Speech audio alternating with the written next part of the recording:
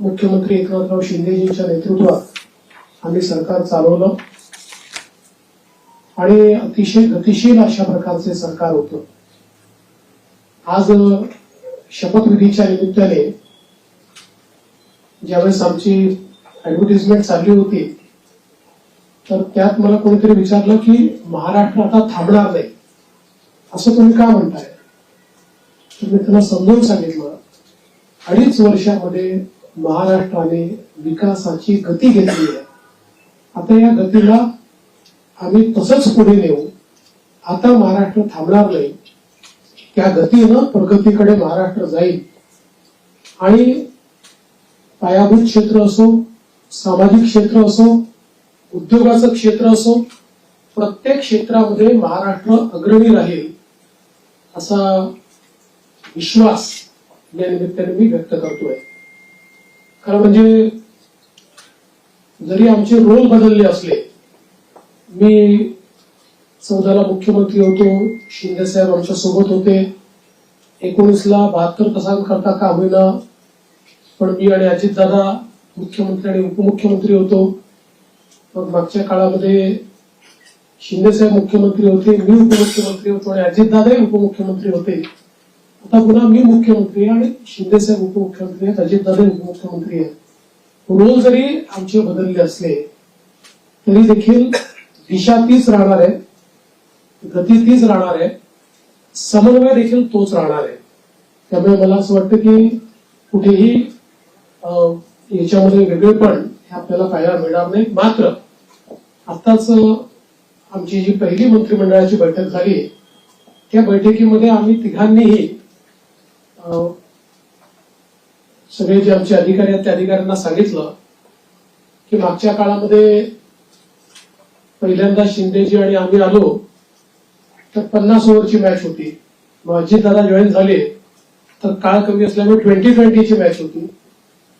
आता taste match आहे, त्याच्यामुळे नीट योग्यपणे धोरणात्मक निर्णय घेत पुढची पायाभरणी योग्य प्रकारे करत आपल्याला राज्याला पुढे न्यायचं आहे.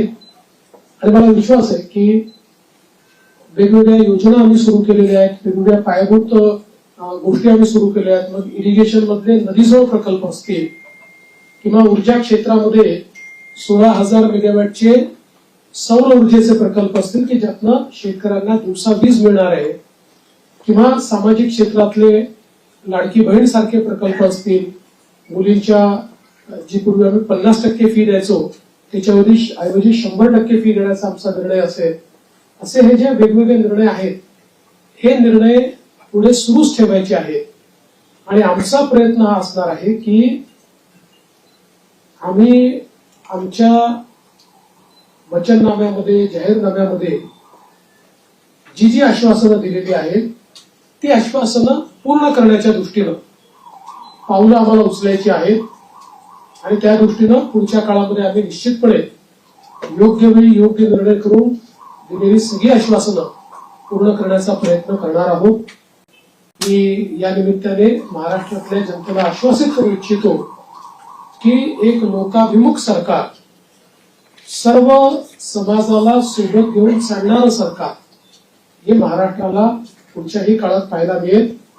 आणि अडचणी अनेक येतात पण त्या अडचणींवर योग्य मार्ग काढत आम्ही मार्गक्रमण करू हा विश्वास मला आहे. मी आपल्या सगळ्यांची देखील या प्रयत्नांमध्ये साथ मागतोय. आपलं देखील एक प्रकारे सहकार्य या सगळ्या प्रयत्नांमध्ये असावं अशा प्रकारची आपल्या सर्वांना विनंती करतो. आणि आपल्या माध्यमातून महाराष्ट्राच्या 14 कोटी जनतेला मी आश्वासित करू इच्छितो की हे सरकार पारदर्शीपणे आणि गतिशीलतेनं त्यांच्या कल्याणाकरता काम करेल हा विश्वास मी देतो. एक मिनिट आलोक देशमुख. नमस्कार, मी आलोक देशपांडे.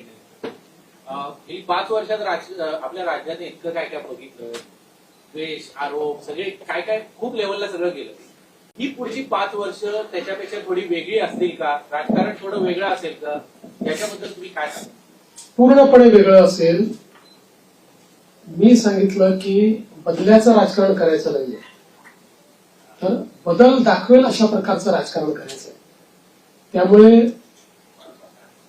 हे खरं आहे की विरोधकांची संख्या कमी आहे, पण विरोधकांच्या संख्येवर त्यांचा आवाज आम्ही मोजणार नाही किंवा संख्येनुसार त्यांचं मूल्यमापन आम्ही करणार नाही.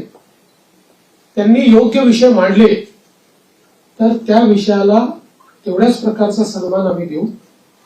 आणि मला असं वाटतं की पूर्णपणे स्थिर सरकारचे 5 वर्ष हे आपल्याला पाहायला मिळतील.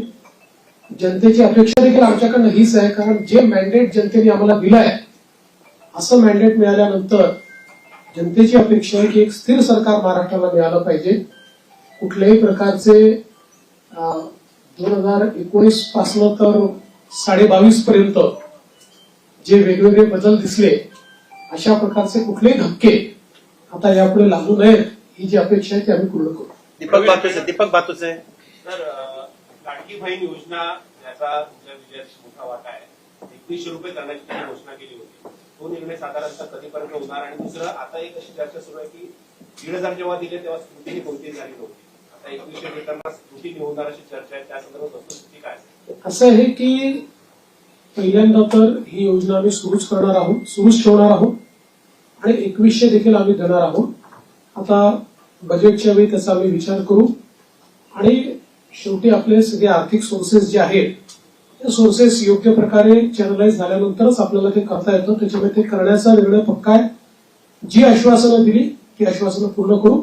त्याकरता ज्या व्यवस्था करायच्या त्या व्यवस्था आम्ही आधी करू.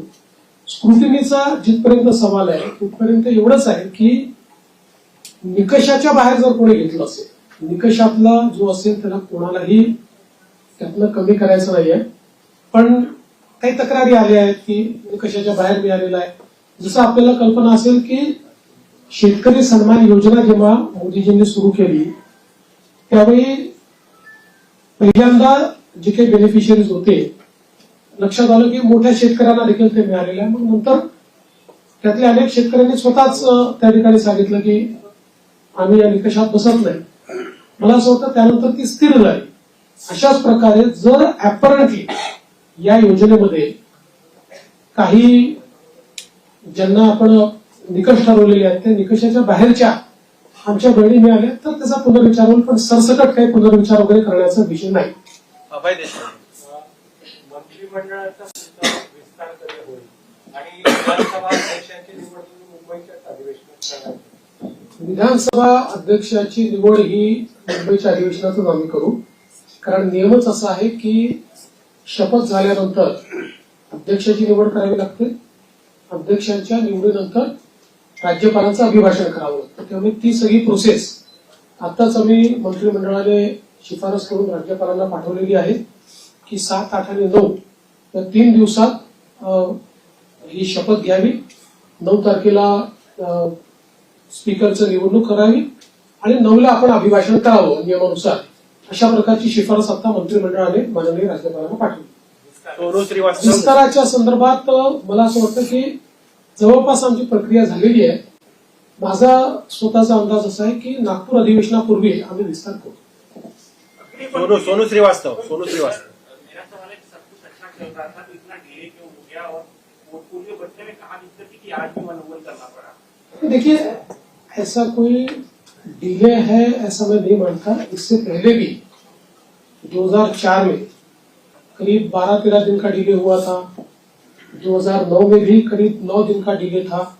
तो कई बार हम लोगों को ये समझ लेना पड़ेगा कि कोएलिशन की गवर्नमेंट होती है तो उसमें बहुत निर्णय करने पड़ते हैं. एक पार्टी की सरकार होती है तो निर्णय एक ही पार्टी को करना है. कोएलिशन की गवर्नमेंट में बहुत बड़े पैमाने पर कंसल्टेशन करना पड़ता है. तो कंसल्टेशन हमने किया है. करीब करीब हमारे नंबर्स भी हमने फ्रीज किए हैं. वो कितने अभी हम नहीं बताएंगे, वो पार्टियां बताएंगी, इसलिए मुझे पूछो मत. और पोर्टफोलियो को भी अभी हम लोगों ने करीब करीब फाइनलाइज किया है. कुछ थोड़ा बचा है उसमें वो भी कर लेंगे. तो मुझे लगता है कि अब हमारे सामने जो प्रश्न थे वो प्रश्न धीरे धीरे समाप्त हो. प्रवीण राऊत सीएम साहेब, मागील महायुतीच्या सरकारमध्ये 3 पक्ष होते. त्या 3 पक्षाकडे जे विभाग होते तेच विभाग राहणार की त्याच्यामध्ये काही बदल होणार? थोडे बहुत बदल होऊ शकतात. फार बदल होतील असं नाही. थोडे बहुत बदल होतील. धर्मेंद्र जोरे वन. नमस्कार सर. पूर्वीच्या 2014 आणि 19 वेळी आपलं जे ट्रेनिंग आहे ते आपल्या फ्लॅगशिप प्रोग्रामसाठी जमलं जातं. यावेळी तुमच्या डोक्यात काही अशी कल्पना आहे की मागच्या वेळी तुम्ही कायद्याची हमी दिली होती. आज मला आत्मविश्वास आहे की तुमच्या डोक्यात कायदे काही असेल त्याची जर आज तुम्हाला घोषणा करायची असेल तर आम्हाला सांगा, तर उद्यापासून आम्हाला काहीतरी काही गोष्टी आहेत डोक्यात, पण अजून माझ्या दोन्ही कन्सल्टेशन मित्रांची कन्सल्टेशन बाकी आहे. पण आता माझा फोकस जो आहे ना तो या ज्या काही महत्वाच्या योजना आहेत, जसं नदी जोड प्रकल्प याचं काम सुरू झालं पाहिजे याच्यावर माझा भर असणार आहे. सौर ऊर्जेचे प्रकल्प आपण घेतले आहेत, ज्याच्यामध्ये आता रोजची डिलिव्हरी सुरू झाली. आता 60 मेगावॅट तयार झाले, 100 मेगावॅट अजून तयार होत आहेत. कुठल्याही परिस्थितीमध्ये 2026 पर्यंत 16,000 मेगावॅटचे प्रकल्प पूर्ण करायचे आहेत. त्यामुळे ही जी कामं ऑलरेडी हातात घेतली की जी शाश्वत विकासाची कामं आहेत, ज्यातनं शेतकऱ्याचं कल्याण होणार आहे, राज्याचं कल्याण होणार आहे, हे आणि यातला प्रत्येक प्रकल्प असा आहे की ज्याचा नीट फॉलोअप करावा लागतो. आणि नुसते आपण टेंडर घेऊन टाकल्याने होत नाही. अडथळे येतात, ते अडथळे दूर करावे लागतात. त्यामुळे मागच्या काळातली जी आमची एक वॉर रूमची पद्धत होती, माननीय शिंदे साहेबांनी देखील ती सुरू ठेवली होती, पण ती अधिक इफेक्टिव्ह कशी करता येईल असा माझा प्रयत्न असणार आहे की ज्यातनं किमान जे फ्लॅगशिप कार्यक्रम आहेत त्यांच्याकरता आपल्याला ही वॉर रूमची अधिक त्याचा उपयोग कसा करता येईल. जलयुक्त शिवार सारखी योजना जी पुन्हा आम्ही गेल्या 2.5 वर्षामध्ये त्याला बळकटीकरण केलेलं आहे, या योजनेला अधिक वेगाने आपल्याला कसं करता येईल याचा प्रयत्न माझा असणार आहे. त्यामुळे एकूणच ज्याला आपण मूलभूत अशा प्रकारचे जे निर्णय असतात त्या निर्णयावर अधिक भर द्यायचा माझा प्रयत्न असतो. दिनेश मौर्या. सर, या सर, 2019 के लिए धोखे के 5 साल आपके संघर्ष और परिश्रम के रहे, और आज जब आप सिग्नेचर कर रहे थे तो जिन भावों से गुजर रहे थे उस बारे में बताइए. एक दूसरा फिजिकल डिसिप्लिन बहुत जरूरी है इस कार्यकाल में, तो उस चुनौती से निपटने के लिए क्या तैयारी है?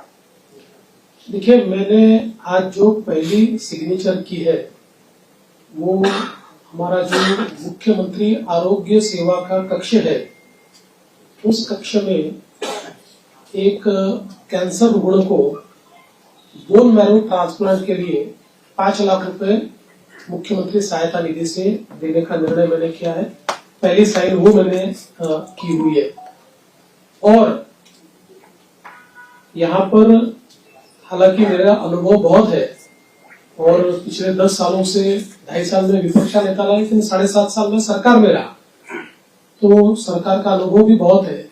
किंतु जिस प्रकार का मैंडेट इस समय मिला है, मैं ऐसा मानता हूं कि निश्चित रूप से उस मैंडेट का एक प्रेशर, जनता के प्यार का एक प्रेशर हमारे पर है.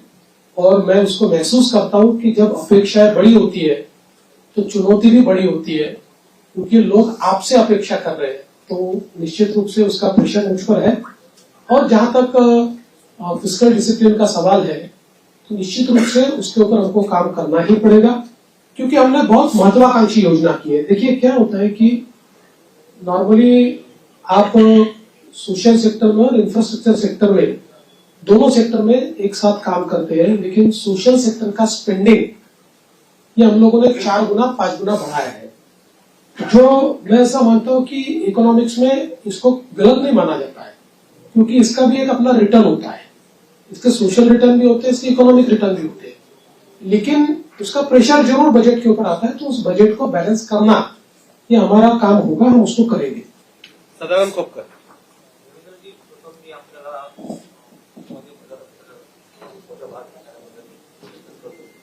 2014 पूर्वीचं जे जो महाराष्ट्र आपण पाहिला होता, 2014 नंतरचा 2024 10 वर्षाचा काळ म्हणजे तसा फार मोठा काळ गेलेला आहे. या 2024 नंतरच्या महाराष्ट्राकडे आपण कसं पाहता? मला असं वाटतं की महाराष्ट्र वेगाने प्रगतीच करतो आहे, मात्र राजकीय संस्कृती जी महाराष्ट्रातली आहे त्याच्यावर पुनर्विचार करण्याची गरज ही सर्व पक्षांना आहे. महाराष्ट्रातलं जे राजकीय वातावरण होतं ते आपल्याला योग्य कसं करता येईल याचा प्रयत्न आपण केला पाहिजे. मी शपथविधीच्या निमित्ताने माननीय पवार साहेब असतील, माननीय उद्धवजी ठाकरे असतील, माननीय सुशीलकुमार शिंदेजी असतील, माननीय पृथ्वीराज चव्हाण साहेब असतील किंवा सन्माननीय राज ठाकरे साहेब असतील, अशा सगळ्या प्रमुख लोकांना त्या ठिकाणी स्वतः फोन करून त्यांना निमंत्रण दिलं. त्यातल्या प्रत्येकाने माझं अभिनंदन केलं, मला शुभेच्छा दिल्या. काही व्यक्तिगत कारणाने ती लोक येऊ शकले नाहीत, पण त्यांनी शुभेच्छा दिल्या. मला असं वाटतं की जो राजकीय संवाद महाराष्ट्रामध्ये आणि इतर राज्यांमध्ये आणि विशेषतः दक्षिणेच्या राज्यांमध्ये जे काही अंतर आहे ते हेच अंतर आहे की महाराष्ट्रात राजकीय संवाद हा कधी संपला नाही. आपण अनेक राज्यांमध्ये असं बघतो की दोन पक्षांमध्ये किंवा दोन नेत्यांमध्ये इतका विसंवाद असतो की हिंदीमध्ये ज्याला खून के प्यासे बोलतो अशा प्रकारची परिस्थिती आपल्याला पाहायला मिळते. की महाराष्ट्रात नव्हती, आजही नाही आणि ते पुढे राहू नये हा माझा प्रयत्न असेल. याला जोडून बघतो एक तर तुम्ही राहाल नाही तर मी असं म्हणणाऱ्यांना काय उत्तर द्याल? मी त्याच वेळेस सांगितलं होतं की राजकारणात सगळेच राहतात, तेही राहतील, मी राहील, आम्ही सगळेच राहणार. Sanjay Bapat, Sanjay Bapat, one minute. Sanjay Bapat, Sanju one minute. Sanjay Bapat, Sanju एक मिनिट. संजय बापट. पायाभूत सुविधा आवडता विषय असतो.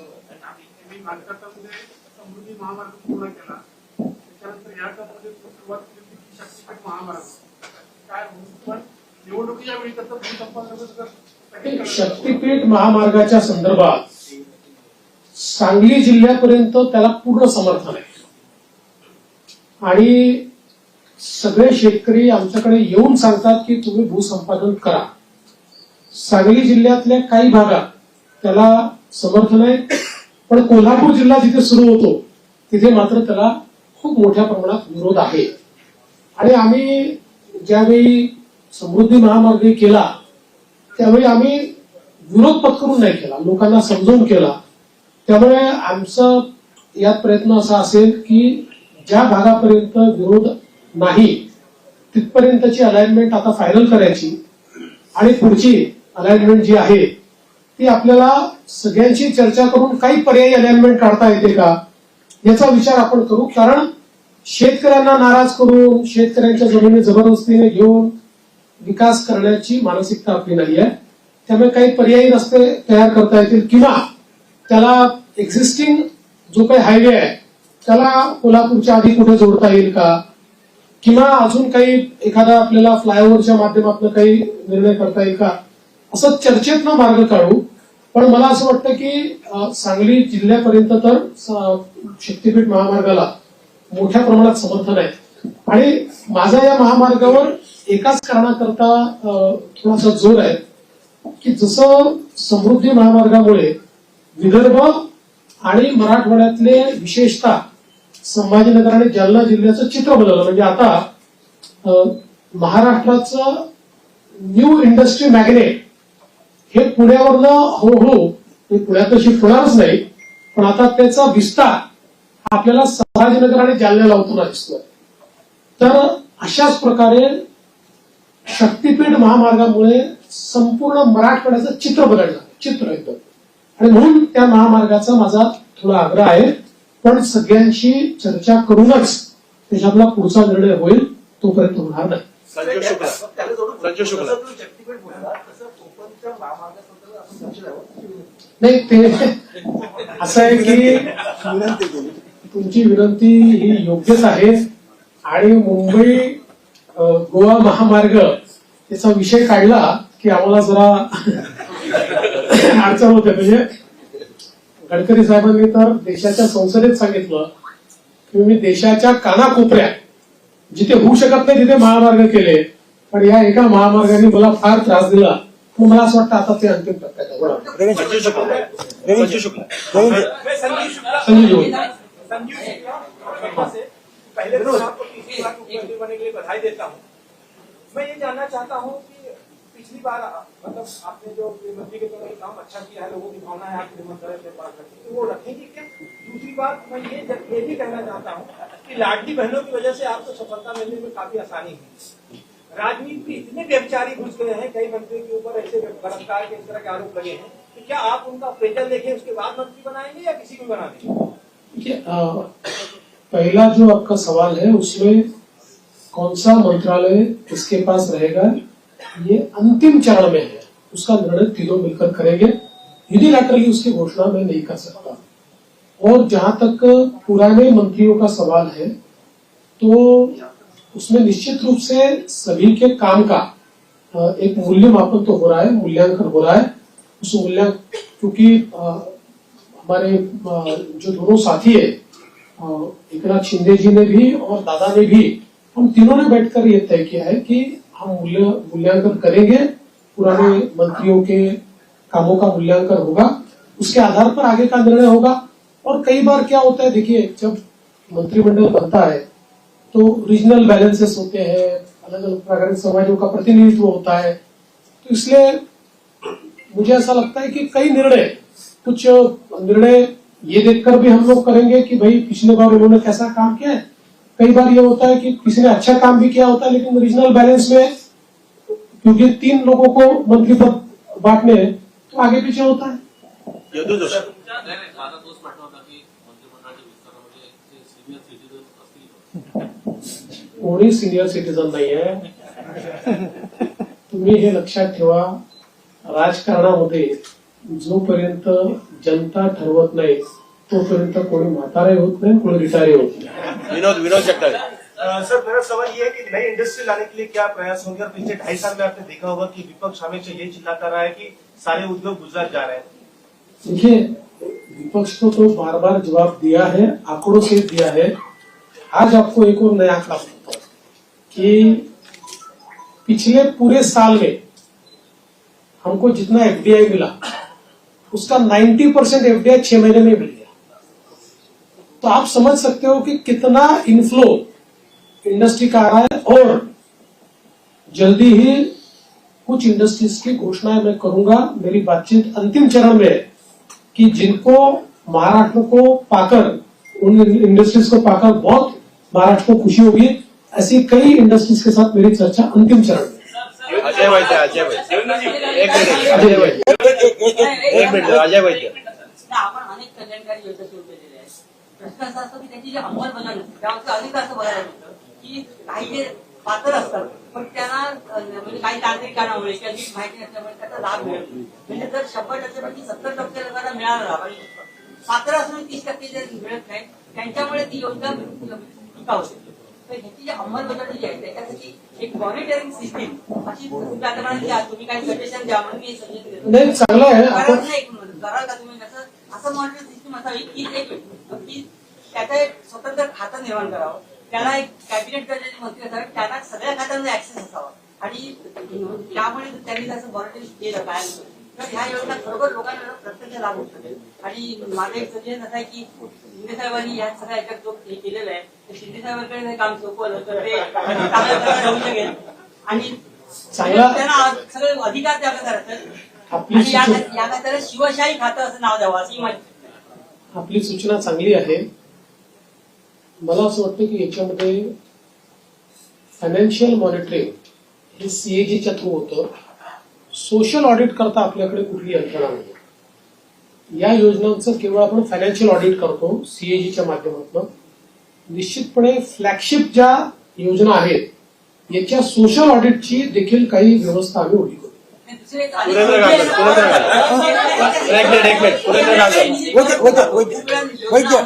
आता आपला निधी परत जात नाहीये, निधी आपण तेवढे खर्च करतो। एकच मिनिट, 1 मिनिट तुरंत असं म्हणत होतं की विरोधी पक्ष नेते असणं, विरोधी पक्ष असणं हे लाडक्या बहिणींचा आदर केला जाईल। बरं, जरी त्यांची 10% त्यांची जरी 10% तरी काही राज्यांमध्ये तेवढे आमदार नसताना विरोधी पक्षाने तसंच निर्णय घेतले, तसा विचार आपल्याकडे होता। बघा, हा निर्णय अध्यक्षांना करायचा, हा निर्णय काही सरकारचा निर्णय नसतो, हा अध्यक्षांचा निर्णय असतो। अध्यक्ष जो निर्णय करतील तो आम्हाला मान्य असेल। आपण हे बघितलं असेल की लोकसभेमध्ये जेव्हा विरोधी पक्ष नेते पद नव्हतं 10 वर्ष, तरी देखील जो सर्वात मोठ्या पक्षाचा नेता होता त्याला विरोधी पक्ष नेत्याप्रमाणे सगळे अधिकार लोकसभेने दिले होते किंवा सगळ्या प्रकारे त्या त्या जागांवर जिथे स्टॅट्युटरीली विरोधी पक्ष नेता असतो तिथे तिथे त्यांना इन्व्हॉल्व्ह करून घेतलं. या ठिकाणी अध्यक्ष जो निर्णय करतील आम्हाला तो मान्य असेल, त्यांनी जर ठरवलं की आपल्याला विरोधी पक्ष नेता द्यायचा, आम्ही कधीच विरोध करणार नाही. लाडकी बहीण कोणतरी बोलते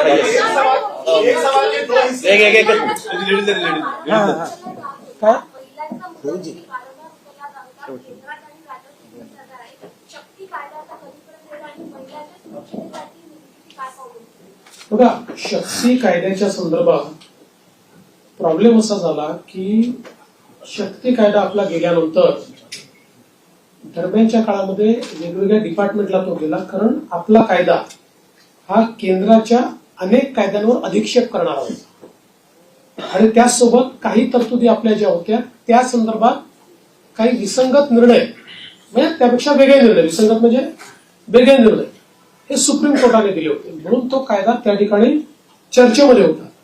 दरम्यानच्या काळामध्ये केंद्र सरकारने 3 नवीन कायदे तयार केले आणि या 3 नवीन कायद्यांमधल्या त्यांनी ज्या तरतुदी केल्या जवळपास आपण ज्या तरतुदी केलेल्या आहेत तशा तरतुदी त्या कायद्यांमध्ये आहेत आणि आता पुन्हा त्या कायद्याशी आपल्या काही तरतुदी विसंगत होत आहेत. त्यामुळे आता केंद्र सरकारशी त्या संदर्भात चर्चा करावी लागेल. जसं आपण बघितलं असेल तर आता या नवीन कायद्यांमध्ये एक इंडिपेंडंट चॅप्टर हा रेपवर तयार झालेला आहे. फाशीपर्यंतची शिक्षा जी आधीच्या कायद्यांमध्ये नव्हती ती आता या नवीन ज्या आपण जी न्याय संहिता केलेली आहे त्याच्यामध्ये ठेवलेली आहे. त्यामुळे आता या संदर्भात एकदा केंद्र सरकारशी चर्चा करून आवश्यक असेल तर कदाचित आपल्या कायद्यांमध्ये बदल करावा लागेल. प्रसाद पाटील 1 मिनिट. प्रसाद पाटील एक 1 मिनिट. प्रसाद पाटील एक सवाल प्रश्नाचं उत्तर देऊन पण तेवढं विचारलं, गृह खातं कोणाला कुठल्या पक्षाकडे राहील आणि अर्थ खातं कुठल्या पक्षाकडे राहील? आता आम्ही तिघं मिळून ठरवू. आम्ही आता तिघं मिळून सरकार, त्यामुळे सरकारकडे राहील आणि सरकार चालेल. एबीपी माझा एकनाथ शिंदेची शेवटच्या टप्प्यापर्यंत नाराजी आपल्याला पाहायला मिळत होती. नेमकं कारण काय स्पष्ट झालंय का आणि गृह खातं खरंच त्यांच्याकडे जाणार आहे? मी तुम्हाला 100% सांगतो, त्यांची बिलकुल नाराजी नव्हती. मी स्वतः त्यांना भेटलो होतो, त्यांची कुठलीही नाराजी त्याच्यामध्ये नव्हती. नाराजीच्या बातम्या जास्त चालल्या पण कुठली नाराजी नव्हती. उलट मी विनंती केल्यानंतर त्यांनी तात्काळ ते स्वीकार केलं. मी त्यांना विनंती केली की मी म्हटलं मागच्या काळात जेव्हा मला उपमुख्यमंत्री व्हायला सांगितलं तेव्हा मला असं वाटत होतं की मी मुख्यमंत्री आहे तर मी उपमुख्यमंत्री होऊ नये. पण मला नंतर लक्षात आलं की जेव्हा अशा प्रकारचं अलायन्सचं सरकार असतं त्यावेळी प्रमुख व्यक्ती जर सरकारमध्ये नसला तर पक्ष आणि सरकार या दोघांचा समन्वय राहत नाही आणि त्यामुळे त्यांनी ते मान्य केलं. मला असं वाटतं की त्याच्या बातम्या जास्त चालल्या, म्हणजे आमच्यात तर कुठल्याही समन्वयाचा अभाव नव्हता. उदाहरणादाखल सांगतो की गिरीश महाजन समजवायला गेले नव्हते. गिरीश महाजन सहज भेटायला गेले होते. मला गिरीश महाजन त्याला बाहेर आल्यावर समजलं की मला म्हणे अहो बातमी चालली आहे की मी समजवायला गेलो. मला कशाला गेले तुम्ही? पांडुरंग मस्के. पांडुरंग आसाम सरकार ने बैंक किया है पूरे राज्य में. आपकी सरकार आज आई है, मैं जानना चाहूंगा क्या आपकी एक स्मारक रसीद पेश करेगा या क्या आपका? देखिए, गोवंश हत्या बंदी का कानून हमने पिछले समय मंजूर किया है. हमारे यहाँ पर गोवंश केवल गाय नहीं, गोवंश की हत्या नहीं की जा सकती है. उस कानून को कड़ाई से हम लोग लागू कर रहे हैं. शेवटचं मस्के. पांडुरंग मस्के. पांडुरंग एक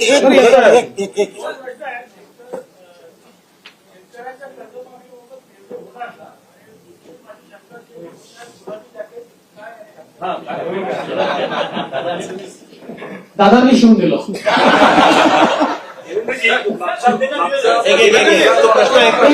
कर्जमाफीच्या संदर्भात जी आम्ही घोषणा केली त्याच्या बरोबर खूप मुंबई के आसपास के कॉर्पोरेशन है, उसके सारे चुनाव 2-3 साल से पेंडिंग है.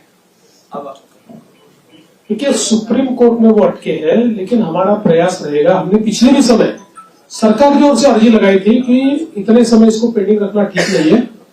सुप्रीम कोर्ट ने जो इंडिकेट हमको किया उसमें वो अभी कंटिन्यूस सुनवाई लेंगे, ऐसा उन्होंने कहा है। हमारा प्रयास रहेगा कि जल्दी सुनवाई हो, क्योंकि केवल वहां नहीं, पूरे महाराष्ट्र में ये चुनाव बाकी है। और मैंने बार बार ये कहा है कि स्वस्थ लोकतंत्र के हिसाब से जो स्थानीय इकाई है उसका चुनाव होना बहुत जरूरी है। दीपक कैतके शेवटचा प्रश्न दीपक माझा कैतके. प्रश्न असा आहे की आपला राजकीय संपूर्ण संकटाचा सगळा संघर्षाचा प्रवास आम्ही बघितला, कव्हर पण केला. आज ज्यावेळेला आपण शपथविधीच्या वेळेला शपथ घेत होता त्यावेळेला नेमकी आपल्या मनात काय भावना होती, कारण काय नेमकं काय वाटतं? मी एवढंच सांगू शकतो की आपल्या सगळ्यांना साईबाबांनी एक मंत्र दिलेला आहे, श्रद्धा आणि सबुरी. शेवटचा प्रश्न प्रेमानंद. एक 1 मिनिट. बरं ना. या निवडणुकीतही घातला होता, लोकसभेलाही घातला. 2014 तुम्ही सांगितलं होतं की पहिल्या कॅबिनेटमध्ये धनगरांना प्रश्न मार्गी लावणार. आता काय ठोस निर्णय होणार आहे का? असं आहे की त्याच्यानंतर मी राज्याच्या विधानसभेमध्ये त्याची वस्तुस्थिती मांडली होती की कशा प्रकारे ऑलरेडी त्याच्या आधीच्या सरकारने हे देता येत नाही अशा प्रकारचा अहवाल हा केंद्र सरकारला पाठवला होता. त्याच्यानंतर त्याच्यामध्ये बरीच कारवाई झाली. मध्यंतरीच्या काळामध्ये त्याची केस कोर्टामध्ये झाली. कोर्टामध्ये त्याला सपोर्टिंग ऍफिडेव्हिट्स आम्ही केले, परंतु एका कुठल्या तरी सर्टिफिकेटमुळे कोर्टाने त्याच्यात दुसरा निर्णय घेतला. नंतर ते सर्टिफिकेट बोगस असल्यामुळे ते सर्टिफिकेट आम्ही रद्द केलं. आता पुन्हा कोर्टाच्या विचाराधीन तो विषय आहे आणि कोर्टामध्ये योग्य ती बाजू आम्ही मांडलेली आहे. आणि मराठा आरक्षणाच्या संदर्भात निश्चितपणे मराठा समाजाला न्याय देण्याचा प्रयत्न मागच्या काळात आम्हीच केला आणि पुढे आम्हीच मराठा समाजाला न्याय निश्चितपणे देऊ.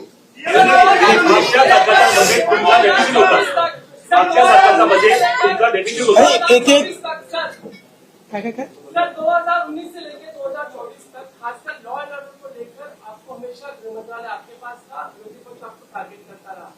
पूरा 5 साल का कार्यकाल अब आपके पास है, मेजोरिटी है. क्या महाराष्ट्र शांत रहेगा? महाराष्ट्र. और दूसरा सवाल, खासकर प्रचार के दौरान भी जात न्याय दंडक है, कास्ट सेंसस की बात होती है, वरिष्ठ ने बार बार की, तो क्या कास्ट सेंसस को लेकर भी सरकार के एजेंडे पर होगा?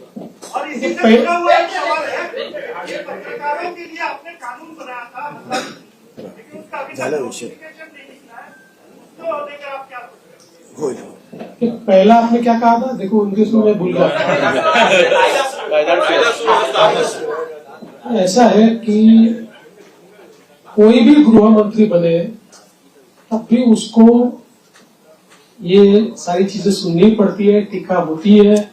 गृह मंत्रालय ही ऐसा है कि जिसमें आपको धन्यवाद कम मिलते हैं, गाली ज्यादा मिलती है, लेकिन बावजूद उसके कन्विक्शन के साथ आपको ये मंत्रालय संभालना पड़ता है.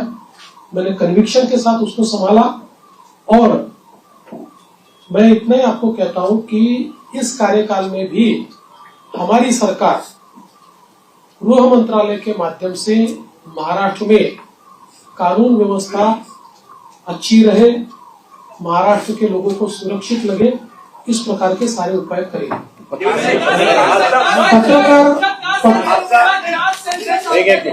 देखिए, भारतीय जनता पार्टी की भूमिका ये बार बार हमने स्पष्ट की है कि कास्ट सेंसस को हमारा विरोध नहीं है. जो पहला कास्ट सेंसस बिहार में हुआ हमारे समर्थन से ही हुआ है. हमारा हमेशा इतना ही कहना है कि कास्ट सेंसस को वेपनाइज मत करो. कास्ट सेंसस का वेपन के रूप में अगर उपयोग किया तो जो माइक्रो समाज है, संख्या में कम समाज है, विशेष रूप से माइक्रो ओबीसीज है, इनके ऊपर उसका अन्याय हो सकता है. इसलिए कास्ट सेंसस अगर करना है तो उसका पहले क्या हमको उसमें से पाना है ये हमने तय करना चाहिए, उस प्रकार से उसको करना चाहिए. उसको राजनीतिक वेपन बनाने की कोशिश अगर होगी तो समाज में विघटन होगा. मागचं बजेट पत्रकार हल्ल्याच्या संदर्भात जी काही त्या कायद्याच्या संदर्भातली कारवाई बाकी आहे मी स्वतः लक्ष टाकेन त्याच्यामध्ये आणि आपण ते काम करू. आणि त्यासोबत पहिला प्रश्न जो अध्यक्षांनी या ठिकाणी मांडला होता की बाळशास्त्री जांभेकर जी आपली योजना आहे त्याच्यामध्ये आपण 20,000चा GR काढला पण त्याच्या काही अटी शर्तीमुळे अंमलबजावणी होत नाही तर पुढच्या आठवड्यातच त्या संदर्भातली कारवाई मी पूर्ण करेन. दिलीप जाधव. आजचा बजेट आपला डेफिसिट होता आणि त्याच्यानंतर ज्या तुमच्या शेवटच्या तुम्ही जाहीर केल्या त्यामुळे अधिकाऱ्यांनी सांगितलं की आम्हाला आर्थिक स्थिती लावावी लागेल. नंबर 1. नंबर 2, कोरोनाचं पॅकेज आपण मागे काहीतरी जाहीर केलं होतं त्याचा पुढे काय झालं?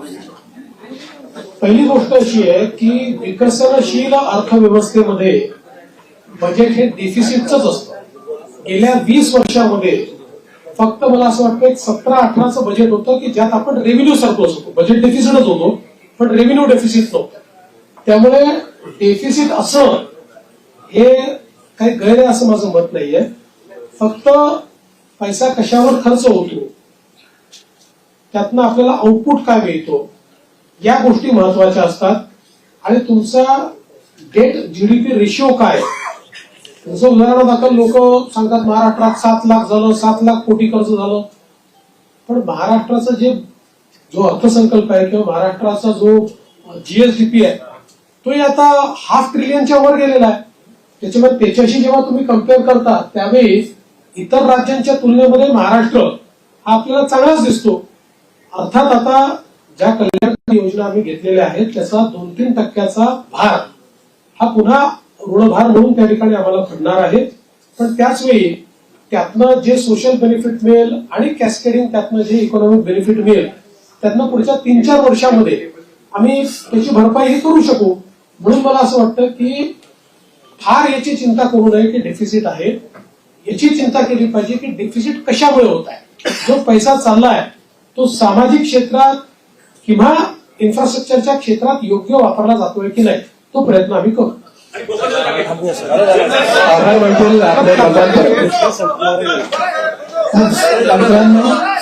आजची परंपरा आहे की नवीन सरकार शपथविधी झाल्यानंतर मुख्यमंत्री जेव्हा पदभार सुरू करतात त्यावेळी प्रथम पत्रकार कक्षाला भेट देतात आणि पत्रकारांशी संवाद साधतात.